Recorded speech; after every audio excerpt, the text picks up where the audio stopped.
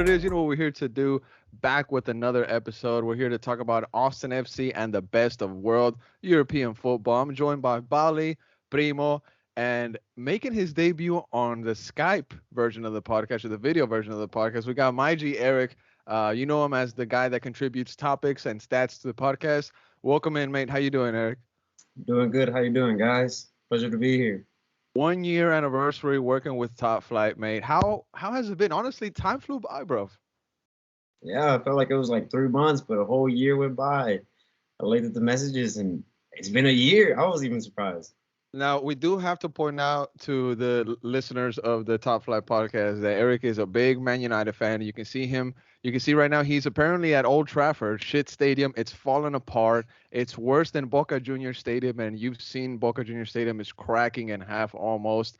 But we're getting him into Austin FC little by little. He's not a big fan of the MLS, but Austin FC is starting to grow on him just a bit. I'm joined by Bali, mate. How you doing, Bali? I'm happy. I'm excited.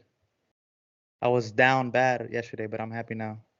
Down bad yesterday. Why? Austin won 5-0, mate. No. I don't want to talk about it. I don't want to talk about it. I don't want to talk about it. Well, I think Bali is upset with a person named Sam Dyke or something like that. We got Primo in here as well. He's got a nice PSG little windbreaker and a White Sox hat. What's up, Primo? What's up, bro? My PSG, bro. I don't know. My new team, maybe. This is my What? Bro, I What? did not just hear you say that, bro. I'm just playing, bro. Nah, I'm doing all right. Disappointing result this morning, but I mean, it is what it is, bro. Well, Disappointing result is putting it lightly, Primo. I mean, Marco Asensio missed a PK, bro. We're gonna get into that in a bit as you're sipping on your Red Bull. No sponsor though, but if you want to, hit us up. Shout out to our actual sponsor, Ms. Guadalupe Realtor. If you have any questions on either buying a home or selling a home, make sure to hit her up. Her information is in our Instagram bio. You can check that out. Super fast, super easy. Make sure to hit her up. Make that process, that transaction, just a whole lot easier on you by hiring her to help you out with your options in buying or selling a home. I also want to mention that we now have a website. We're Austin TV now has a website. Simple. We're AustinTV.com. Right there, you're going to be able to find the recent articles that are written by Football Critic and the False Nine. They're writing articles for us there at We're Austin TV. We also got the podcast are linked there, and the fan reactions are also linked there, and the photos, excuse me, from our photographers, Tony.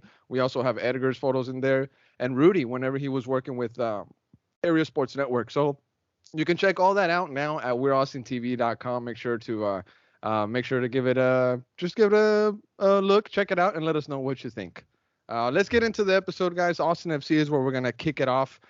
Just real quick, getting it bit by bit into the topics. The first one that I want to bring up is Austin FC announces a preseason match versus Inter Miami before the big party against St. Louis here at home. Austin FC announced a game in Fort Lauderdale, if I'm not mistaken. I got some words here from the Striker Texas website.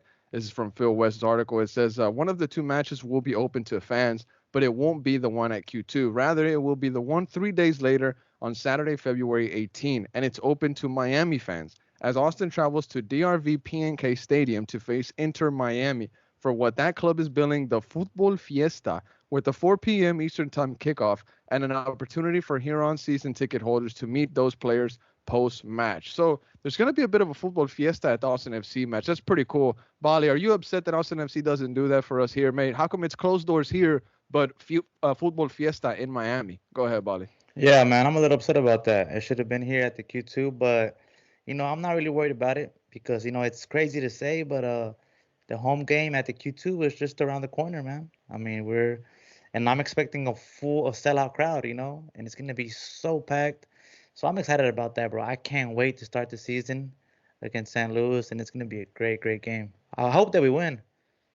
100%, buddy. I mean, if we don't win, I can already imagine what Twitter is gonna be like, what Fox Sports, ESPN, what ESPN FC is gonna be saying about us, and really everybody wants us to fail because they're saying that we outperform expectations last season. They want to see us fall. They're preying on that downfall. So agree with you 100%, Bali, on at the fact that that's going to be a sellout, complete sellout crowd at Q2 when the party does come around.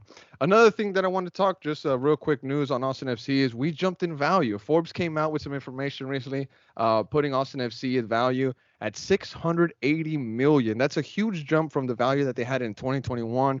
They were valued at 575 mil 2021. So what a massive jump. Primo, I want to bring you in on this, mate. You're a bit more of the finance guy.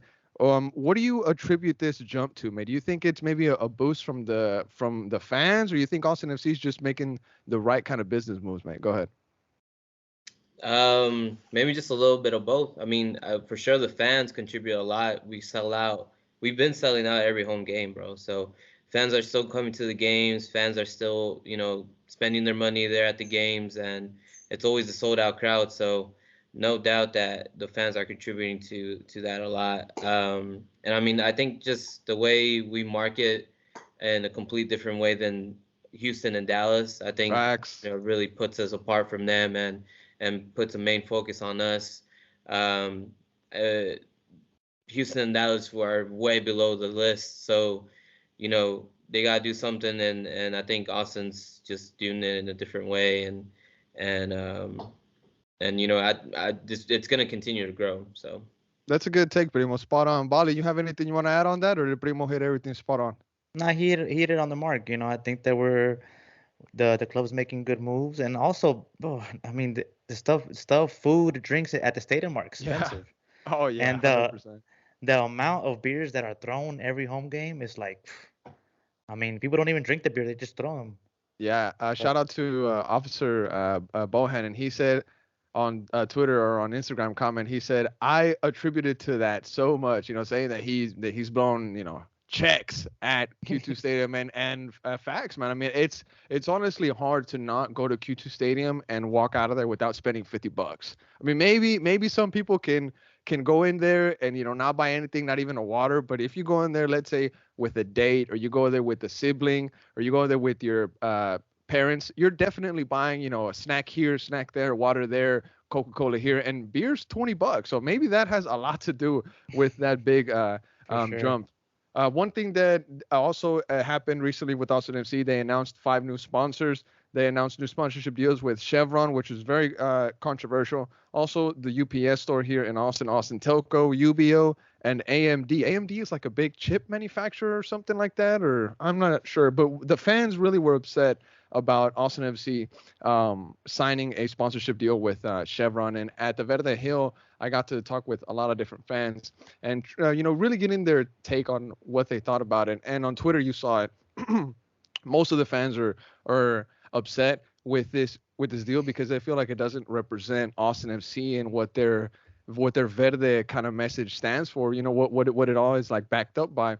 But there's also those fans that you saw on the Instagram post that we made on We're Austin TV that they were saying that this is just one of the cases of a big sports team not caring about like what you feel as a fan, and they're going to make some of these business moves that are going to benefit the club in the long-term run, and maybe fans are going to be upset by it. So this is one of those gambles that Austin FC has to take, and they took it. They signed that deal with Chevron, and fans are going to be upset. You saw it, Twitter, Instagram, they were really going at it. But to me, this is just one of those cases where you see, big clubs or clubs that are trying to be big make these money moves that are going to set them up for the next 5 to 10 years. I mean, I had somebody at the Verde Hill tell me that how do we expect to compete with the LAFCs, with the LA Galaxies, with their big spending if we don't sign these kind of contracts? And I'm gonna leave it up to the listeners. Let's see what you think, if this Chevron deal is going to be good for us or if it's going to be bad for us.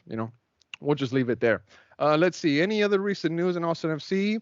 I think the schedule for Austin FC 2 was announced, so that's out now. You can check that out. If we're going to try to cover that team as much as possible. We're going to have a photographer out there, and we're going to try to give you match day updates and full-time scores. So bear with us. That's all coming, and we're Austin TV here shortly. So let's get into the game now. The preseason match. We were at Verde Hill. It was me, Bali, shout out to my GB who couldn't be here today, and Primo, along with, what was it, like 100, maybe 200 Austin FC fans there. There was a grill out there. There was beer. Primo got a free electric jellyfish. He was living Primo was having the time of his life. He was just cradling that jellyfish like if it was a baby. He was like, bro, I got a free jellyfish. And I was like, Primo, relax, mate. It's just one beer. But he was absolutely living. Austin FC won 5-0 against El Paso. Super comfortable win. The boys got the job done. I mean, I was there and I was thinking like, wow, we look really good. 3-0 up. I was really impressed with Austin. And then, I was having a chat with B and we were like, wait, we're playing El Paso. You know what I'm saying? So we have to take it with a grain of salt, really step back and really analyze things in a different manner because they're not really a competitive MLS side. We do have to note that. Bali, I want to bring you in, mate. What was your first initial thoughts at that Austin FC win 5-0? You were there. You had binoculars. What was your general thoughts on everything that went on at the Verde Hill? Well, I think it was expected, and I have to agree with B when he was saying like I was expected. It should have been like 7-0, 8-0, but we played great. We played good. We saw some players that we haven't seen play before. We saw Leo, which he looked very, very good, and we saw our team play, and we played a great game. El Paso, they're not competition, but I'm excited. I'm excited to be out there with La Murga, Los Verdes, cheering the team. It just brought back memories, and Yep. I'm excited about that, bro. But I was just excited to see the guys play and perform for us. 100%. And it did feel really good to see everybody's face. I mean, we saw Ray, we saw Kako, we saw a Mm. bunch of people, man. And just hearing the sound of La Murga live, man, it just does something to you, man. You just start to nod your head and you're just like, out of nowhere, you just catch yourself saying, dale, dale, dale, dale. Or you just catch yourself saying, cinco, uno, Yeah. just randomly, you know what I'm saying? Because those chants, man, they just stick to you so much. And I also got a little preview of a new chant that La Murga is working on for the new season. It's a tune that a lot of y'all have heard, and you're really gonna like it because the 20-30 seconds that this person played for us, I was like, yo, this is fire. MLS teams are gonna be like, man, we gotta copy that quick. Bali, you also heard it, mate. You want to share maybe just a few details? No, man, I can't wait, man. That song at the stadium is gonna be unbelievable. I mean, I can't wait to listen to that song at the stadium, bro. It's a great song too, man. It's a great Yeah. song. There we go.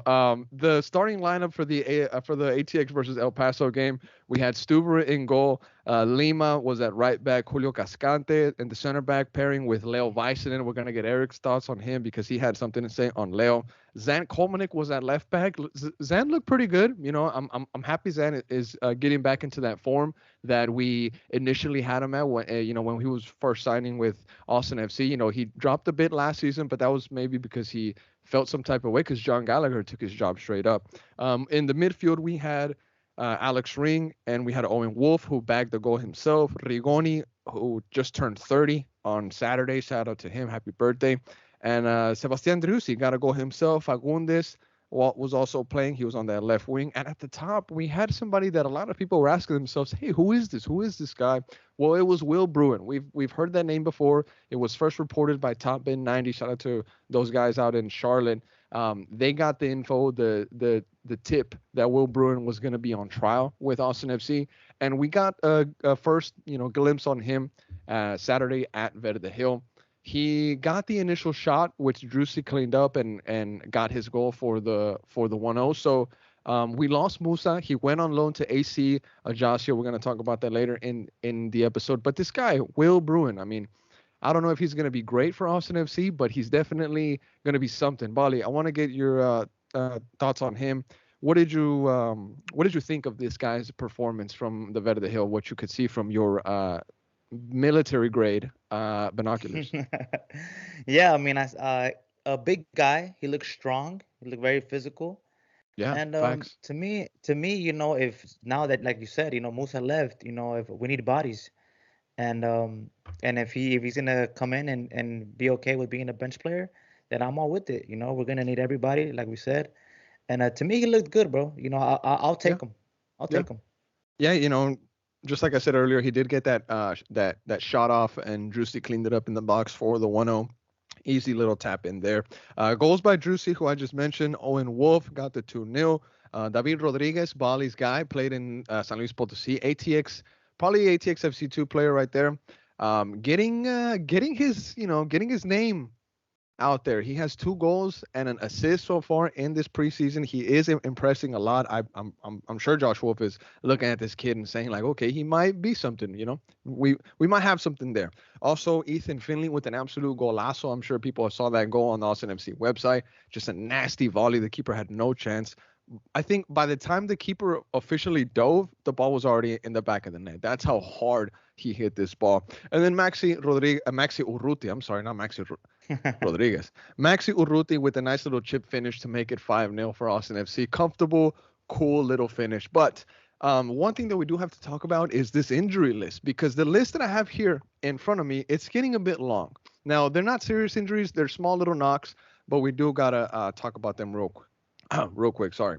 And I want to get started off with Mr. Johan Romagna, who was seen sprinting at full speed, but he seemed to have gotten tired after 4 or 5 little sprints. Bali was there looking at him.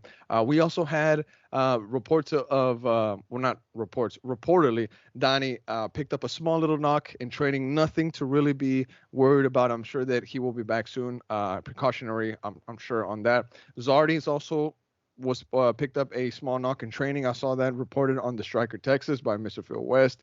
Now, this one was interesting, this next one, because we saw CJ Fodry running by himself, really just on the outside of the field along the touchline, I guess you can say.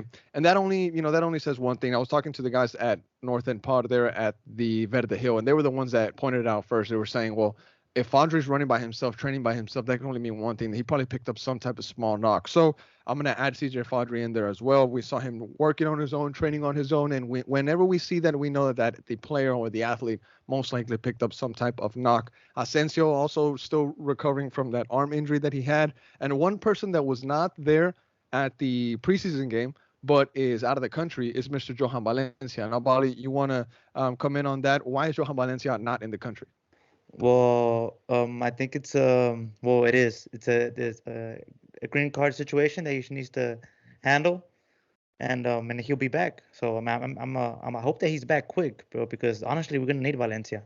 Yes. Get that green card situation handled, taken care of, and come back to the ATX, bro.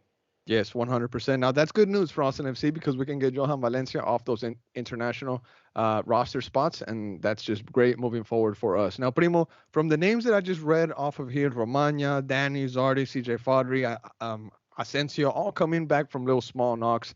Is there anything there that concerns you or anything that stands out to you?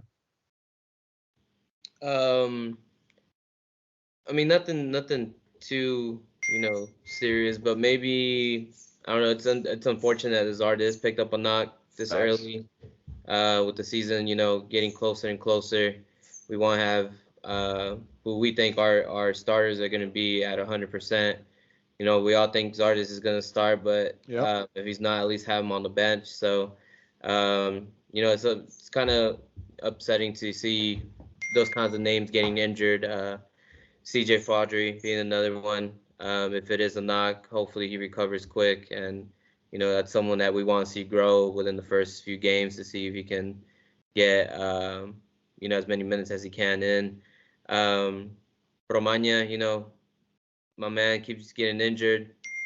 Who knows if he's gonna make the comeback or not? But whatever it is, hopefully he recovers again, and hopefully he can stay healthy. But it just sucks to see a player get injured. Back to back. So a little disappointing, but I think we got enough depth, I think, to cover it so far. Yes, this season, one thing we do have is that young depth. So we're going to be leaning a lot on that this season coming up. Enough about the injury list. I want to talk about Leo Weisselen, Will Bruin, and Amro Tarek now. Those 3 players, new players, getting to work. Bali, I want to start off with you, mate. All 3 of them saw minutes with Austin this weekend. Leo Weisselen got the start. Will Bruin got the start. Amro Tarek, who I didn't think was going to get the start because he didn't look like he was dressed out. At the last 30-minute period, he got in his I guess in his playing gear, you can say, and he took the field. Now, before he took the field, he was training close to the fans at the Verde Hill, a bit away from the actual game that was going on, and we saw him, bro. He looked like Van Dijk. I mean, this guy looked enormous, bro. He looked like if this is what I told the guys from North End Pod. I told Zach this. I told him it looked like Ruben Gabrielson, Julio Cascante, and Leo Weissman fused together and made one center back, bro. Because that's exactly what it looked like, man. What was your thoughts on? I guess we'll start off with Mr. Leo Weissman, Bali. What was your thoughts on Leo and his game? Man, seeing him in person, he's a lot taller than I thought. A very tall player and very, very calm on the ball, bro. And that's what we need in the back line. Somebody that's calm, somebody that doesn't panic. And him and Julio looked good, man. I feel like Leo, fans were a little worried about Ruben leaving, and I was worried about it too. I was sad about the situation. But Leo, the way he plays, the calmness by him, it kind of it brings peace to me. I feel like he's gonna do great for us. He's very young also. Facts. So man, I'm just by looking at him and the way he played, the way he's calm with the ball, very tall. I'm excited to see him play. I'm excited for Yeah. him to be a starter in our team because that's what Leo's gonna be. He's gonna be a starter for this team, no doubt about it. Yeah, I have this quote here from Wolf via the Striker Texas from the article that Phil West posted today. Josh Wolf says this on Leo Weissman. He says, just extremely calm, competent player, and I think is quite evident his qualities that will help us not only with positioning when we don't have the ability to navigate pressure, the ability to find our sixes, our eights, our tens. It's nice to have the calmness. Now, that's Josh Wolf on Leo Weissman. Eric, I want to bring you in, mate. What was your thoughts from the footage that you saw on Leo Weissman? Because you weren't there at the Verde Hill to watch the game, but you have been studying and looking into Leo Weissman's game. So what are some qualities that you can point out right off the bat about this guy? What I saw from him was he's really composed on the ball. He doesn't, freak out when they're attacking, and he has some really clutch saves on the goal line. I mean, when I saw him, I'm like, he's gonna be a starter. He's gonna be in that starting 11 for Wolf, and he's gonna, I think he's gonna fill in for the shoes for Rabel Gabrielson. So, yeah, great signing for you guys. Interesting there, man. You have him as starter. I think that's what's really going to happen with Austin FC. I see right off the bat seeing a Leo Weissman with the Julio Cascante partnership, but we said it last week. Be careful because Tarek could fight for a starting position. I mean, this guy is much like Leo Weissman, and they DGAF, man. They do not care. They will put their body on the line, and that's what we need in a center back for Austin FC. Honestly, I mean, this league, people might say that it's not competitive or it's a step below Europe. The fact of the matter is that every season is just getting harder and harder, better and better, and more quality is coming to this league. So we need center backs that are in tip-top form, that are in tip-top shape and ready to compete at the highest level possible, even here in the MLS. Primo, let's get your thoughts on Mr. Leo Weissman because you were there at the Verde Hill. You were watching Leo. It was easy to spot him. This guy is a tall, lanky figure, just like Brad Stuver. So what's your thoughts on him, mate? Were you impressed? Yeah, absolutely, man. Weissman is just gonna come in as a starter and just take over that position. I think he looked really good on the ball. That's something that you want to see, especially in the center back. Someone that's able to control the flow in the back line, passing it back whenever it's no silly passes back to Stuber or anything like that. Yes, being smart. Yep. Which we've seen plenty of with this club. So just looking cool and calm in the back, man, and that's like I said, what you want in the center back. So 100%. I have no doubt that this guy's gonna come in, do his thing, and just dominate that position. Yeah, definitely, Primo. Let's get into Tarek. We also got to give him a shout now. This is Wolf on Mr. Amro Tarek. He goes on to say, Amro got here late in the Florida campaign. So he's been with the team since Florida. Wolf tells us that. He says, Amro got here late in the Florida campaign. And I think he will give us athleticism and speed as a left-footed center back. So Josh Wolf is clearly excited for this guy. Stuver also goes on to say, I'm excited. He's a strong guy, very ball-oriented, a ball winner. So it's just getting him acclimated to the way that we play out. I'm excited to get him in with the group. That's exciting there. Words from Stuver and from Josh Wolf. They're both ready to get this guy in with the team, ready to get him going, ready to get those wheels spinning, ready to get those wheels turning, and get him in the squad, get him in this team. From what I was able to see, obviously we didn't have the best view from the Verde Hill. But this guy, Amro Tarek, just based on his size and the way that he was moving, he has a bit of speed and agility to him. So I'm excited to see the way that he fights against some of these MLS forwards. He knows this league. He knows a lot of the players. So it's going to be just exciting to see how we're going to replace Ruben. Bali, you have any thoughts on Mr. Amro Tarek? No, you said it spot on, H. This guy he's not it's not new. He's been in this league. He played in the Red Bulls. He played in Orlando, and he also played in Europe. He played in Spain for a bit too. So he has experience all over the place. So this league isn't new to him. And I feel like if Julio doesn't, if he starts making mistakes, if Leo starts making mistakes, he's gonna come right in, and they're playing for their spots now. Yeah. We have guys that are gonna step up. If you're not performing, the guy next to you, the guy behind you is gonna want to take your spot, and that we need that. So I'm excited to see him play also.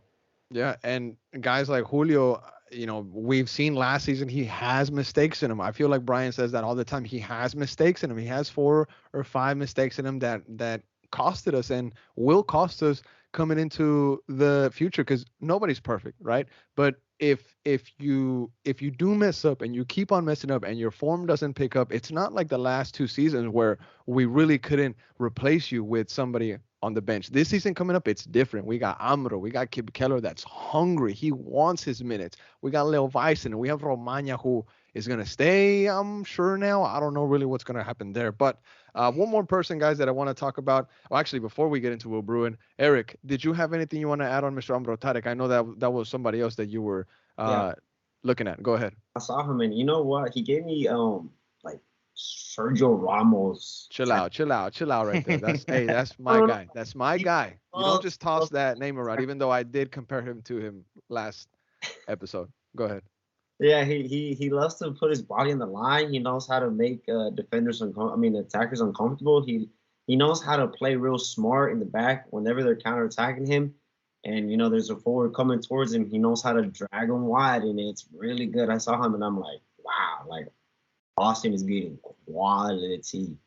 Now let's not sell this guy for more than he is because he has been bouncing around from club to club. So if he was that good as how we're saying, then he would have some type of long-term contract at Man City or something. So we're gonna see. We're gonna see if there's more mistakes in him than quality. But from what we've seen in those highlights that are made to make a player look good, right? That's what those videos do on YouTube. We're gonna see if he's gonna be that guy for Austin FC. He's here on a 1-year deal with an option for an extension for 2024. So we'll see what happens there. Let's get into Will Bruin. That's one of the other players that I wanted to talk about, and I'll start off with a quote that Josh Wolf said. He said, "We'll continue to work on that." He said, obviously, Musa's departure leaves us with the need for a striker with a different profile. So Josh Wolf saying that these two players are very different from each other, Musa Jete and Will Bruin. I want to start off with you, Bali. Is there something that we need to know about this guy, Will Bruin, and are you ready to call him your striker for Austin FC? No, I'm not ready to call him my striker. I think he's for sure going to be a bench player. I think for sure Zardes is going to be starting for us against St. Louis, and I think Maxi's right behind him. So I think he'll most likely Will Bruin will most likely be playing if somebody catches an injury or maybe in the U.S. Open, one of these cups. But let's sign him. Let's get it taken care of because we did lose Musa. Musa's gone, and we're gonna need backup. Zardes caught a knock. That guy that gets me a little worried, bro. I mean, it's unfortunate. What if it's something serious? It's a knock right now, and then it ends up being something serious. We're gonna need backup. Yeah, definitely. We're gonna need the backup. But Maxi scoring, good news, good sign right there, right? Good sign right there. Primo, come on into this conversation. Mate. Will Bruin, I think he's coming from Seattle, if I'm not mistaken. Now he's not really hot, right? I guess you can say a lot of fans are not super duper sold on him, but we know that he brings a lot of MLS experience. Is that good enough to replace Musa? Go ahead, Primo. I don't know, man. To be honest, I'm not. Gite, what he brought was just, that physicality, massive hold up play. Yeah. This guy will bully you, and he was a good striker in that sense. And if Will Bruin's gonna be different than that or the opposite, then this guy better bring it. So um, as far as his experience, I mean, it might help a little bit. He's familiar with the teams and how they run their tactics, maybe. But if he's gonna be bringing in a different game than Musa Jite, it better be good because I think we all love that hold up play that Jite provided. Yeah, So definitely, mate. Definitely. and so Will Bruin. I don't think he's. If we do sign him, I don't think he's gonna start right away. Obviously, but as far as depth, I guess yeah, it would help us. But I don't know. We'll just have to see.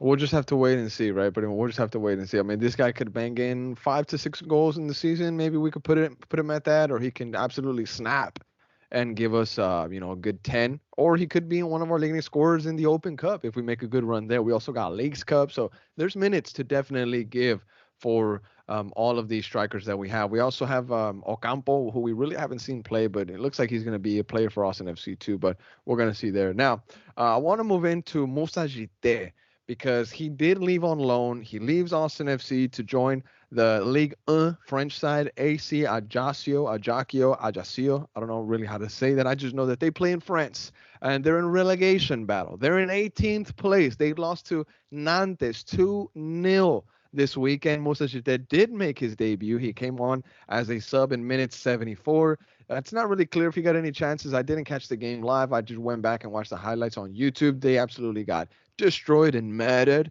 But they play 8th place and 7th place next, so it does not get easier for AC Ajaccio. I don't know if Moussa Jite is going to be able to help him out. I know that he picked up number 28 in that team, so we'll see if they can save themselves from relegation. It's not too much of a battle. The 16th place, which is safe zone, they have 19 points. So it's only a 1 point difference. Bali, I want to bring you in on this, mate. Were you upset when you saw the official news that Musa left on loan to the French side? Well, bro, you can't keep somebody who doesn't want to be here. True. That's just the reality about the case. Yes, I agree with Primo. His hold up play, his physicality. Musa does bring something different to the squad. If something isn't working, he did help us out. He got us a hat trick that got us into playoffs. He did do good for us, but he doesn't want to be here. He doesn't want to be. He wants to be with his family. He wants to be Yeah, close. He's yeah. homesick, and we don't. Right now, if you don't want to be here, you could leave, and that's the club decided to let him go. And if he does, and honestly, I feel like he won't even come back. I feel like he'll make that a permanent move because if he does good, then I say that we cash in and we get some money for him and we move on. Definitely, buddy. You actually bring up 2 points. Number one, I want to say that I'm glad that you followed it up with he doesn't want to be here. He wants to be with his family because I was about to say, hold on, Bali, hold on before fans come after you.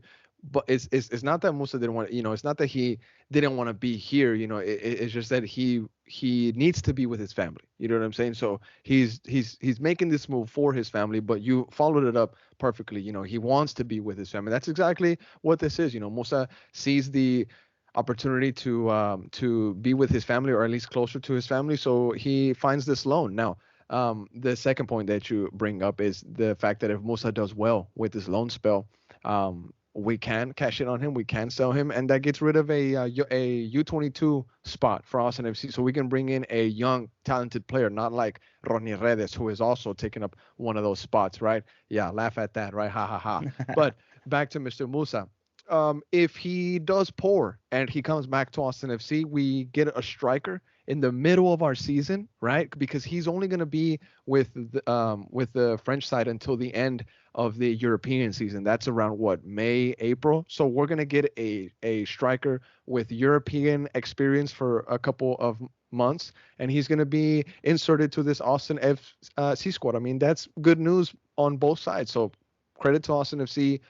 Three ways. Number one, for having the possibility of selling this player if he does well. Number two, for getting this player playing time and experience. And if he does poor, he's going to come back to us with those two things. And number three, making it work for this player, because we saw it with Ruben Gabrielson. We saw that Austin FC made it work for him. And if they're going to do it for Ruben, you got to try to help out Musa too. So Austin FC, credit to them. And also credit to the Austin FC media team for giving my G Primo a celebrity appearance on one of their, what was it, one of the Apple TV videos on the club profile. So Primo, if you want to send them a little bit of shout right now is the time. Go ahead.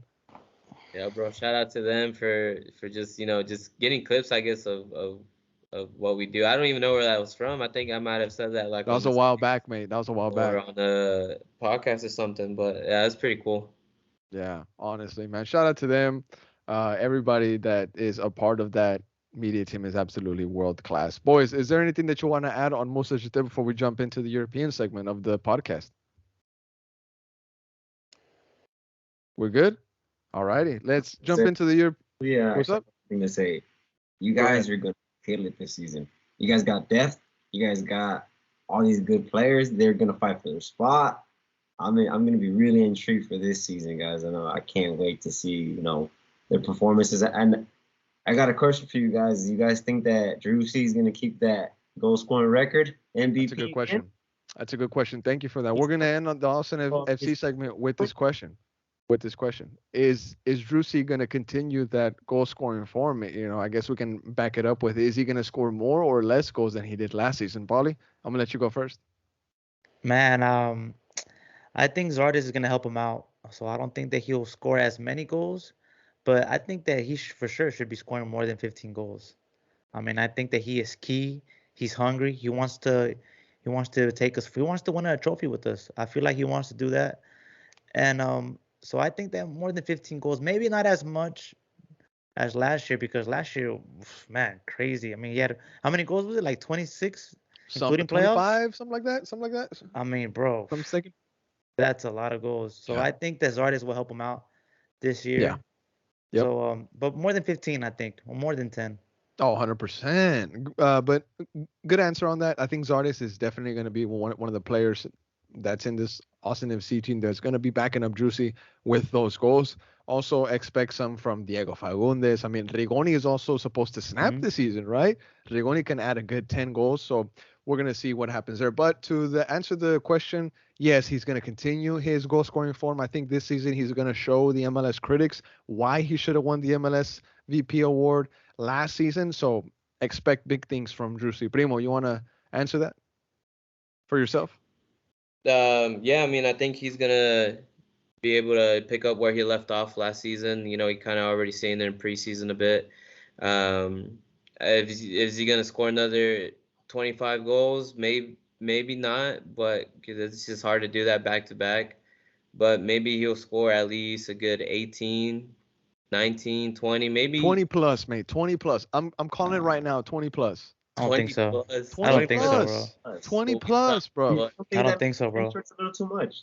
20 plus. Maybe more assists this season since he's got someone to feed, and but maybe more goal contributions altogether. But okay, I think he's gonna have another good season. Well, let's see what the Top Flight listeners think. Let us know in the comments or give us a follow on Twitter and let us know there if you think Driussi is gonna score more than 20 goals or less than 20 goals this season coming up. I mean, are we counting all competitions or just MLS?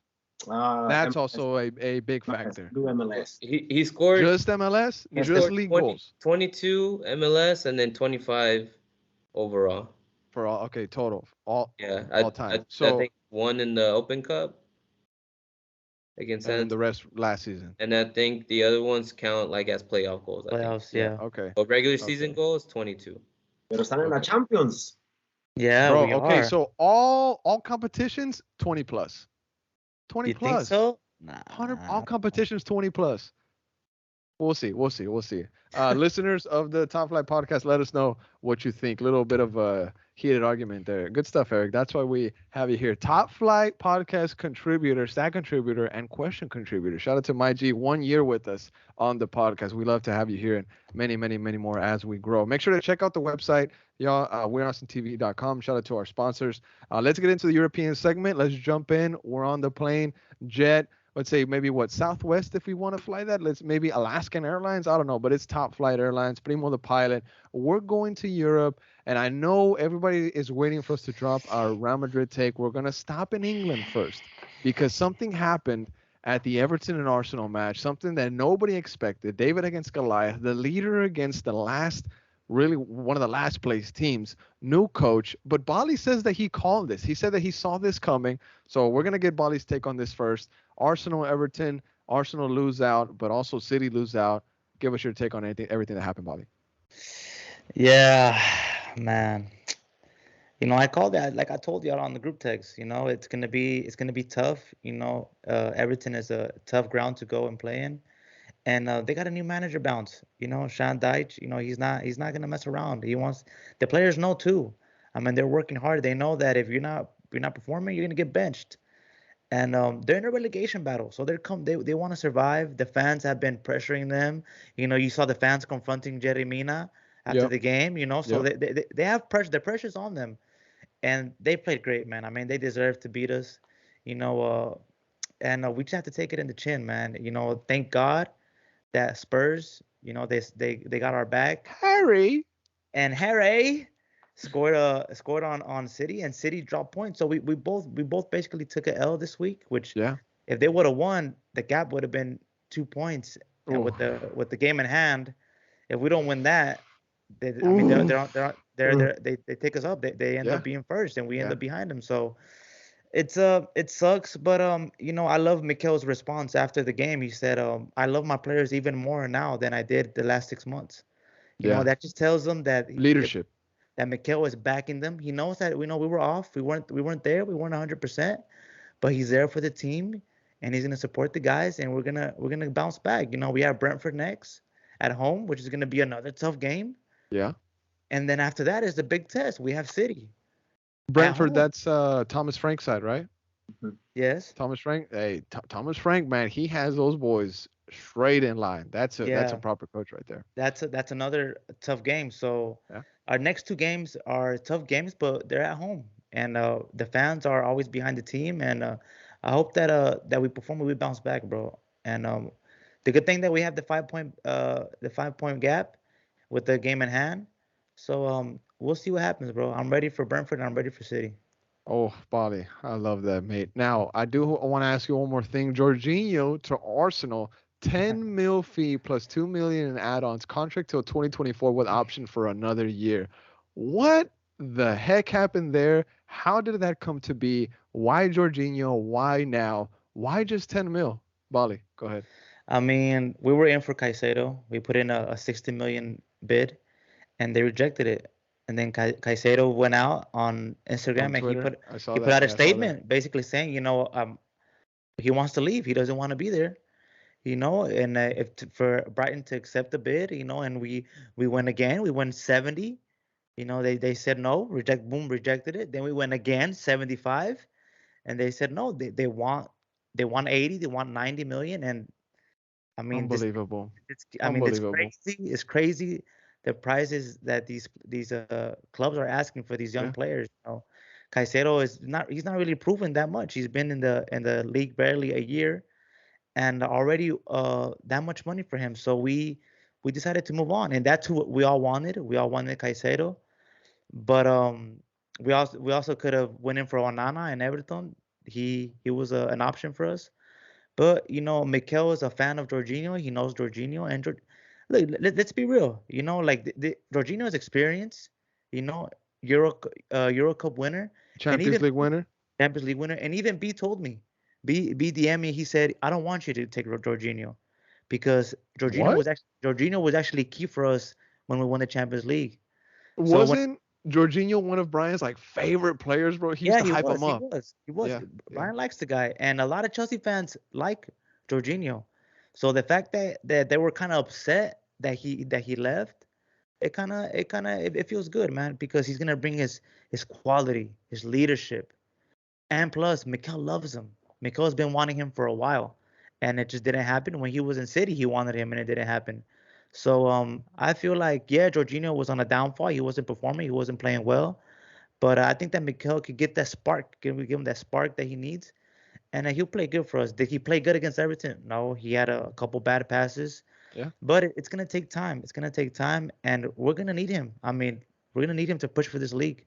Yeah, 100% body. Well said right there. Now, a couple of things that I want to add on the Arsenal game. Arsenal hasn't beat Everton in their last 5 meetings at Goodison Park. Last time Arsenal won at Goodison Park was the 22nd of October of 2017. Eric, you put that in the notes. Is that facts, mate? Yeah.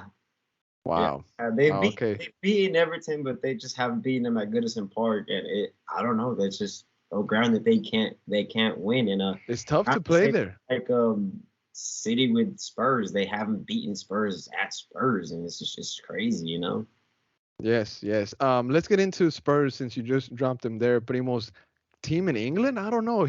Sometimes he goes to the Top Flight studio with a Spurs jersey, but Spurs did something massive today. They helped out Arsenal, their North London derby rivals. They did a big solid for them.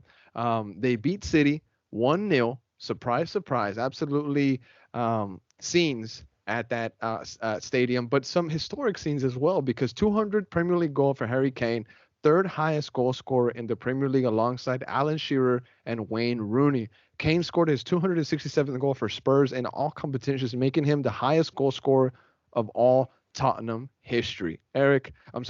Primo, what was your thoughts on Mr. Harry Kane scoring that historic goal? I'll go to Eric after. Go ahead, Primo.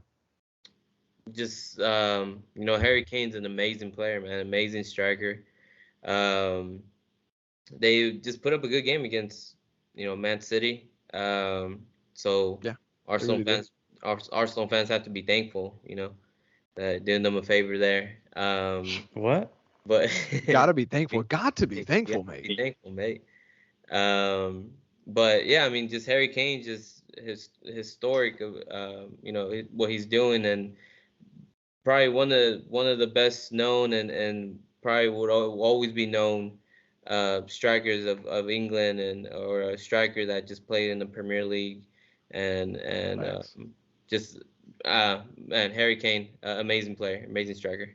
100%. Now, Eric, Harry Kane is one of the most, I guess, maybe sought after forwards in England. He's one of the best strikers in the PL. Your background is Old Trafford. We know that you're a big United fan. Would you like to see Harry Kane cooking up at Old Trafford for you? That's for what the, I said. for the Red Devils? We're coming fishing for Harry Kane next season, man. Shambolic. Shambolic club, mate. Coming to United, man. Shambolic. All right, well, let's get your take. Let's get your take on that. Harry Kane getting his historic goal. Go ahead, mate. Yeah, I was watching the game, and Spurs gave a performance that we haven't seen Spurs do. They always go down first. They always concede first. Facts. They've been struggling for form, and I know a lot of Spurs fans want to see them in the top four and succeed, and but this is gonna pick them up, and hopefully, they go on a great run. People were talking about Conte and such, but I mean, this is a massive result, and I know Arsenal fans are, relieved that they did it. City's more away from us. Oh yes. Oh yeah. Come on, bro. They've gotten a lot of help, and Arsenal can win it.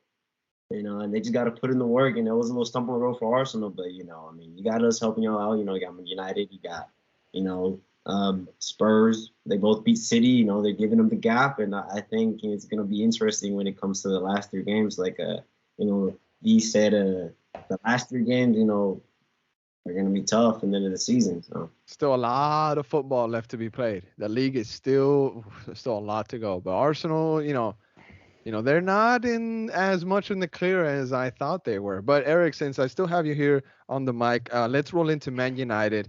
What I want to talk about them real quick is the fact that they're in a cup final. They're in a cup final against the Magpies, against Newcastle, right? They're going to be facing off at Wembley here soon. What's your take on Man United being in a cup final once again? I remember we were talking about it a couple of days ago, how you were so excited but so nervous because the last time United was in a cup final against Newcastle, what happened? Go ahead. The last time they were in a final was 1999. And who won it? United won 2-0. And now I'm thinking like, Newcastle's going to want, some redemption. They haven't won a trophy in ages. And, they have, fire in their blood and they want to go and win a trophy. And, you know, the Magpies are going to go in strong. United is going to go strong too. But I'm scared, man. I'm nervous, you know. We've been to finals, you know, but 5 years, about to be 6 years without a trophy. Embarrassing, by the way. We've been to a final, you know, we lost in penalties with David De Gea penalty miss against Villarreal. I cried. I was crying for days. I couldn't handle it. And, yeah, I just want to see our team lift the trophy for once and end this bad streak that we have. I just want change. Eric Ten Hag can do it. I believe Eric Ten Hag. Molly, I see you chuckling over there, laughing at this poor and distraught United fan. What's your thoughts on everything surrounding Man United? Because they're not playing bad football. Eric Ten Hag coming into this club and really cleaning up, getting rid of Greece. A lot of fans gave him backlash for that, but United are now finding themselves with the chance to win some silverware. Go ahead, Bobby. Yeah, and I told Eric. Eric knows, and I told you, and I think that they'll win it. I think that they'll win it. I think that they'll win a trophy. You know, Newcastle's looking good. They have a great team, but right now, you know, like I said before, I can't call Trashford anymore. I can't call him Trashford. Yeah, I mean, the guy can't stop scoring. I mean, he is on fire. He's on fire. The only disappointing player is Anthony. I'm not really. His highlights when he was in Ajax, he looks like he was like quality player. But now, I mean, I'm not too impressed by him. I hope that he's not a flop for y'all. And then but yeah, man, I think United will win it, bro. Sancho's back. He looks like his mind's right now. He's focused. He wants to help the team. And I think that they'll beat Newcastle. It's not going to be easy. It's going to be a tough game. It's going to be a great game. But I think that they'll win it for sure. I wonder if Casemiro is going to be playing that game. Casemiro will play. I think he should be in jail right now. Oh my God. Okay. To the Crystal Palace player. I mean, he choked them. I mean, to me, it's not assault, man. No. But hold on, Hold on. Let's be real now, guys. The way he choked them was a very hard. Like, he looked like he was. It was a sporting incident, mate. He just charged it to the game. Now, if he choked them a little bit harder, bro, he could have passed out. That could have been a serious injury. That could have been. I don't want to say it, but that could have been manslaughter. I'm sorry. Take it up with the FA. Take it up with the FA. That's what I'm gonna say, mate. If I'm Newcastle right now, the first thing I'm doing right now, I'm going to the police department in England, and I want to file a report on Casemiro, because to me, no, I'm being. I think it's funny. You're right, Molly. You're right. It's very serious. It's a very serious case. This is not funny. You're right. Someone was choked, and he could have got hurt, seriously hurt. Right. Did you watch how IU was grabbing Fred? He was also choking him. No, but it wasn't like Casemiro though. Oh, come on! I don't. Casemiro's face looked like something took over him. Like he's like. But that's Casemiro. This is what people don't get. This is part of the package. This is part of the deal. Now, actually, whenever this happened, Brian immediately went to the chat and he said, Casemiro is not going to get away with that in the Prem. This isn't La Liga. You're with the big boys now. And I think he's right. I mean, 9 out of 10 times in La Liga, Casemiro gets a yellow card for this. 9 out of 10 times, bro. Depending on the ref, if he gets sent off, but 9 out of 10 times he gets a simple yellow. Yes or no? Sí or no? I mean, this is his first red card in his whole career. No, it's not. Is it really? First direct red card? Wow, that's a huge stat. I'm gonna have to fact check that. I don't know if that's true. He's okay. So it's his first straight red. Straight red. Wow, I don't believe that. Like Modric. Why is that so hard to believe? Because I mean, he came from Madrid. Madrid with Modric also, he was his first red card. I mean, you know. I don't think Cruz has even gotten a red card. Wow, that is. I mean, Casemiro. We're talking about one of the dirtiest number 6s or number 8s that we've ever seen play the sport, mate. Yeah. I mean, all right. I don't like how they did that. I mean, it was all between Anthony and Schlupp.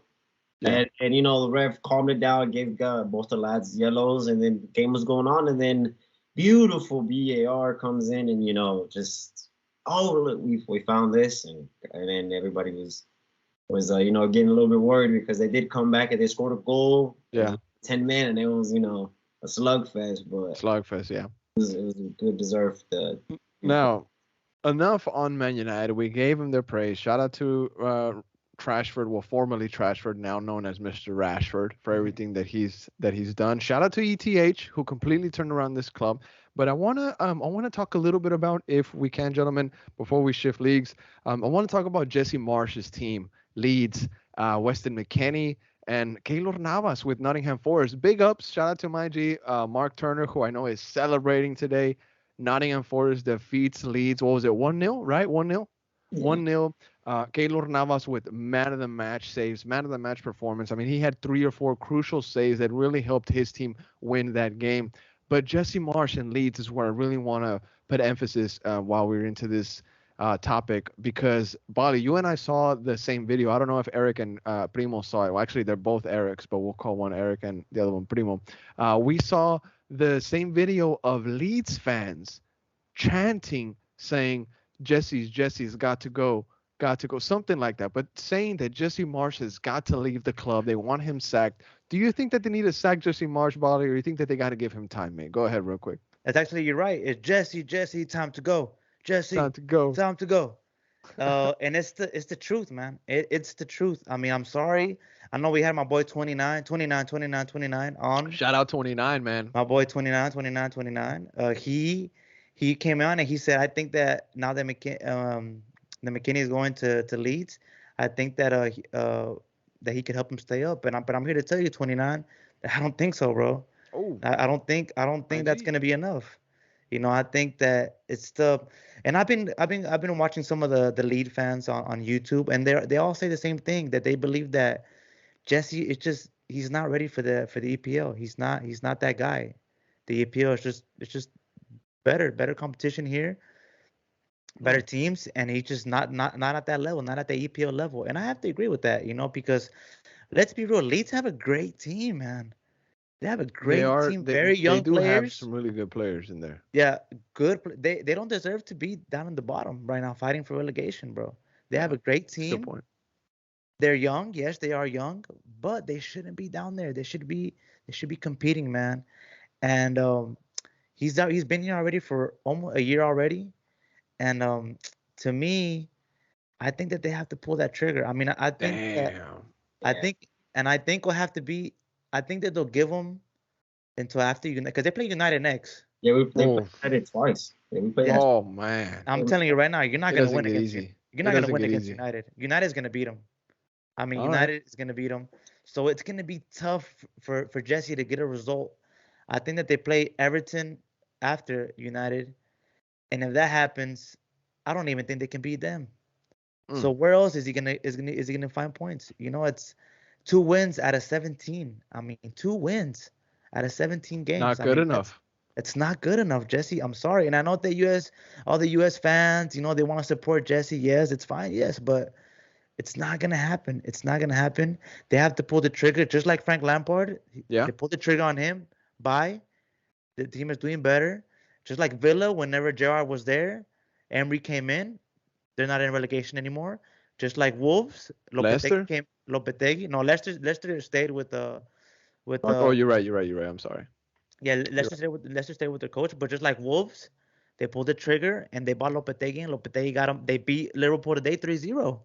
Yeah. So sometimes, even if you want to trust and believe in the coach, sometimes the board is forced to pull the trigger. Why? Because getting relegated is the biggest mistake you could do. Just staying in the EPL brings you a bag, and if you get relegated, you lose that money. So I think he's gone. All right. Well, on that note, I wanna bring in Eric on this. The main question that I have on here is, well, really one of the main things that I see on Twitter and social media. If Leeds get relegated, how much blame will go towards the U.S. men's national team and really just the federation on its own? Because I think the frustration that a lot of the Leeds fans share is the fact that they've invested so much in American players. They've had Brendan Aronson, you have Tyler Adams, who is Himothy. Tyler Adams is Himothy. He's actually pretty good. But they also just got Weston McKennie. Shout out to my G, 29, letting us know about that move weeks before that. A lot of the big media people picked it up, I guess you can say. But Leeds fans frustrated with the fact that they're investing heavily in American prospects. What are your thoughts on that, Eric? How much blame is going to go towards the soccer, I guess, the soccer idea of things? Go ahead. It's gonna be a big effect. I mean, they love the sport of football over there, and then we're getting these guys from another country, and bring them here. They're expecting to for them to perform, and if they're not, they're gonna give them a lot of backlash. Last year they fought for relegation in the last match day, and that's when you saw Rafinha doing his thing there at the end of the match, and if he's there again this year and there's no progression, I mean, Brasileiro. Barcelona. Brazilian star right there. Brazilian star. Different pedigree, mate. Go ahead. It's gonna be something hard, I mean, they've had talents like the ones that you just noted out. Last year with Norwich, it was Sargent, right? Josh Sargent. He was with Norwich. Yeah. So a lot of American boys are going over there. They gotta prove that they belong in Europe and they belong in one of the best leagues of all Europe, and it's gonna be very. It's gonna be a big hit, mate. It's gonna be detrimental to those players' career, man. If Leeds get relegated, they're gonna blame Weston McKennie. They're gonna blame Jesse Marsh. They're gonna blame the American soccer side of things 100%. I mean, we could see it coming miles away. The pundits know it. Everybody knows it. It's like if people have tweets saved in their drafts saying we should have never signed these players. People have already thought these things up. So if Leeds get relegated, it's just the way things go. They're going to blame the American players and the American coach, unfortunately. Let's move on from the EPL. I know we talked a lot on there. We got to move into La Liga. We have to mention Real Madrid. I see Bali in his screen, in his square, laughing his butt off. And rightfully so. Rightfully so. We'll start off with the circus, with the clown show, which is the Real Madrid versus Mallorca game. Primo, I see your face, man. You're down bad. Shout out to La Peña, the Austin Peña. They're down bad as well. Hey, come on, Madrid lose to an own goal by Nacho. I think that's what they gave. Marco Asensio missed a PK. Absolutely shambolic scenes. Bali, I'm going to let you go first because looks like you have a lot to say. No? No. Go ahead, Primo. Go ahead. Primo, please. Come on in, Primo. I mean, what can I say? Just disappointing result. Not what we wanted. The league is slipping little by little, but there's still hope. There's still hope, man. I think there's still hope. We can still come back. I mean, I know Barcelona is especially Barcelona fans are having a field day right now, bro. It's crazy. I know they're loving it, but I mean that's what happened when you're down bad. So and then the Barca was down bad. Don't make that face. Yeah. Barca was down bad. Down bad. Yeah. And shout out. I'll give them my respects. They were able to make a comeback, but of course they're gonna be all high and happy. But as far as Real Madrid, it's still not over. I mean, it's 8 points, mate. 8 points. Be real, Primo. Be real. 8 points. Be real.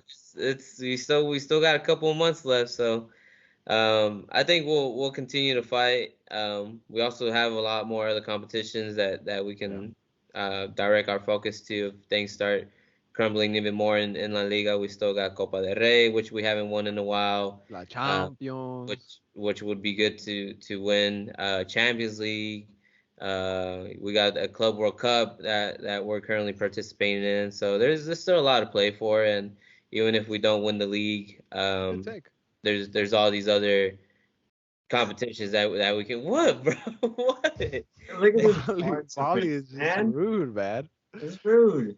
And I think it's gonna be fun. I think when those clásicos come around, we got Barcelona and Copa del Rey semis, and then we got them in another league clásico. So I think when those games come around, I think they're gonna be a lot better than the one we had earlier this year. Now, Primo does mention the 3 clásicos coming up: Copa del Rey March 1st, March 19th, and then La Liga April 5th. Some notes that we have here provided by my G Eric. Happy 1 year anniversary again. It says many Spanish media have reported that Vlahovic has asked his agent to offer him to Madrid, obviously for next season due to Juventus' tough situation. Some injury woes for Real Madrid. Ferland Mendy will be out until April. Benzema is injured. Militao is injured. And the Champions League first leg versus Liverpool comes February 21st. Madrid will play 4 games before Liverpool. 4 games in 18 days. Eric, I want to bring you in, mate. Primo says that there's still a lot to play for. Still the Club World Cup, the Copa del Rey. But if Barcelona run away with La Liga, let's say they finish plus 10, plus 12 points. I mean, that's a bit of an embarrassment, mate. Is the Copa del Rey or is the Club World Cup enough to cover the embarrassment of La Liga? Go ahead. I mean, I think so. I mean, we went like the Ronaldo Messi era in La Liga. Barca just ran away with it for countless amount of years, but that's when we won the triplete de las champions. So they can run away with La Liga, but I mean, if we go for them, we go for the champions. I mean, I'd rather focus on La Champions than La Liga. Personally, me.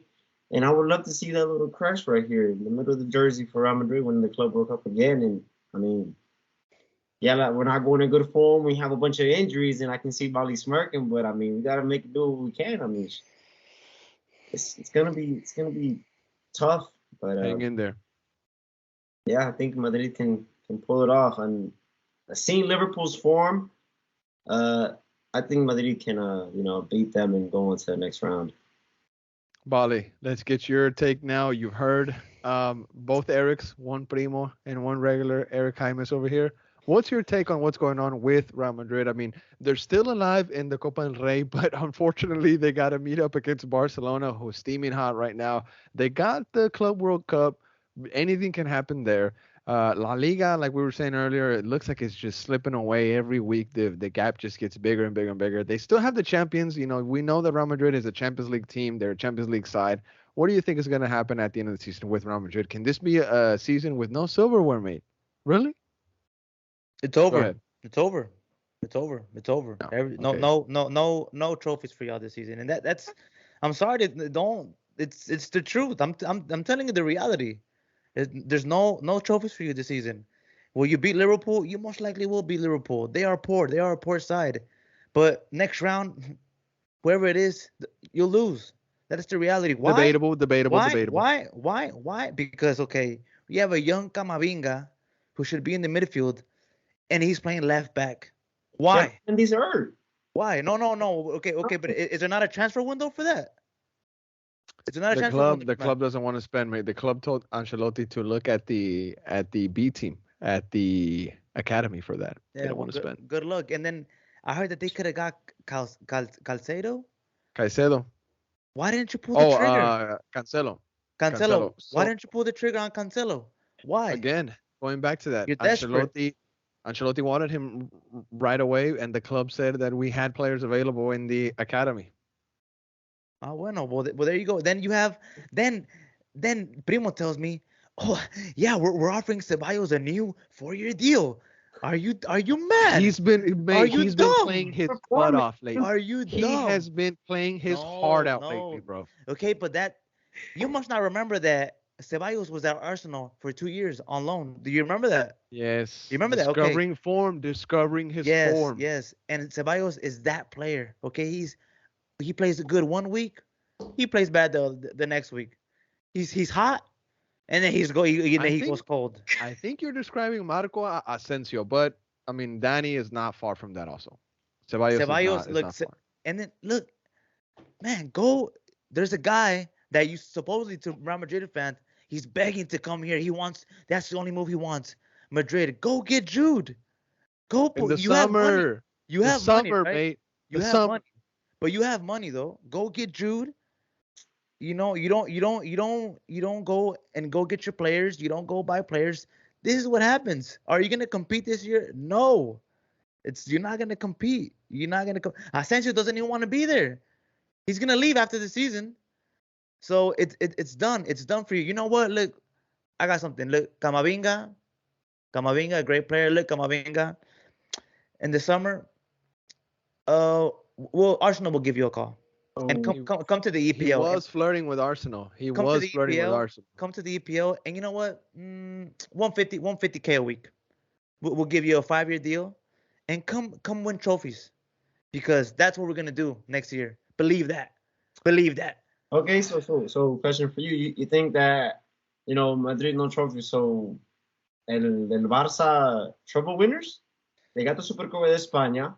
They're playing Madrid in the Copa del Rey, and they're leading La Liga. So was that a trouble for Barca, or They better not win the they freaking better treble, not? mate. I will tell you right now. I'll tell you right now. If Barca win the treble this season, I'll go bald. Zero, zero, zero. If Barca treble this season, mate, bald. They're Yeah, not gonna. this. Stop that blasphemy, mate. Stop that. They're not gonna treble. But I'll tell you this right now. They are winning La Liga 100%. Taking that. Champions League is a whole nother thing. It's a whole nother competition. I don't know if they're going to be able to handle that. But what La Liga is, even Copa del Rey, bro, Barca could easily double. I mean, they're already going to double because they won the Spanish Super Cup. Mhm. So, Yeah, and then they got Madrid, and then I guess the final would be easy for them. And then also they're in the Europa League, and then Yeah. the format they're going in, and they play against who? They play against who? they're playing United. They're playing United, mate. It's scary. I'm scared. I believe that they could win the I'm Europa. scared. They're- Come on, mate. Come on, So, mate. La Chavineta está jugando bien. La Chavineta está jugando bien. Yeah. La Chavineta's playing really good, and I don't like to say it, but I think that they could win a good amount of trophies. But I hope Mate, Madrid. mate, I want signings. mate. Want his signings. I used to, when I was growing up, I used to see Barcelona face off against Man United, and I saw Man United give them hell. And you're here folding to them right off the bat, mate. Where is your club love? Kind of, man? I mean, they beat us in 2 Champions League finals, 09 and 11. Facts. So Facts. I mean, like I'm saying it, but Spanish teams are way superior than English Premier League teams to me, because it's more tactical. They play tiki taka, and Barca's coming back. Gabi's hot, Pedri's hot. Pedri's been saving them. Game-winning goals. Ter Stegen is not conceded a lot, and he's just one of the top keepers right now. And they keep going like that, they're gonna achieve some good success. Facts. Really good points on there, Maiji, Eric. I guess we find a good stopping point right there for the Top Flight Podcast episode number 78. We covered Austin FC. We talked about Man United, EPL, La Liga. I want to send a shout out to the Serie A. Napoli absolutely running away with it, mate. Absolutely shout out to them. I mean, they're in a class of their own in the Serie A. Eric, you have anything you want to add on the Napoli side? They're gonna win it. Give them the Scudetto right now. I mean, it's theirs. I mean, it's there for the grab. And everybody, if Milan's dropping, they haven't won in a while. And Inter is fighting, but I just can't see. I mean, Osimhen is just insane. He's just going crazy. And Facts. United can get Osimhen next season. I would really appreciate that. Let's go. Primo, anything you want to add, mate? Say your goodbyes to the listeners for this episode, mate. Yeah, man, just thankful for all this football going around, and I don't think Barca's gonna trouble. I don't think they're gonna win anything this year. Whoa! Vamos! Okay, Primo Bali, sign us off, man. You want to say anything to the listeners at home? Well, just thank you for everything. I got love for y'all. Arsenal just still top of the league. We're not running away from no smoke. We want all the smoke. Oh, okay. And Real Madrid fans just oh man, I'll be praying for y'all. And Thank you for that, I think. and all my Austin FC fans, we're ready. We're locked in. We can't wait for the first game of the season. And I hope that you're ready, because I'm ready. Oh, let's go. And on that note, we end episode 78 of the Top Flight Podcast. Shout out to Maiji Eric for being here. Happy 1-year anniversary with us. Shout out to Maiji Primo with a sick PSG windbreaker. You can see it on the video version. Make sure to check out our website, we'reaustintv.com. You can check out all of our content and articles that are posted on there. Shout out to my G Bali. Loved him for being here today. Shout out to my GB. He will be back soon. Next week, we're back in the Top Flight Podcast studio, so expect that. It's been under construction, a bit of changes, so we're going to be back next week at the studio for y'all to enjoy visually there. I'm your host, Hernán Gonzalez. Have a good night, everybody, and hopefully you have power because my G Brad Stuber, man, I think it's been like 80 or 90 hours. So hopefully you're warm by now, and let's get started off. Have a happy Monday. Let's go. Have a good night.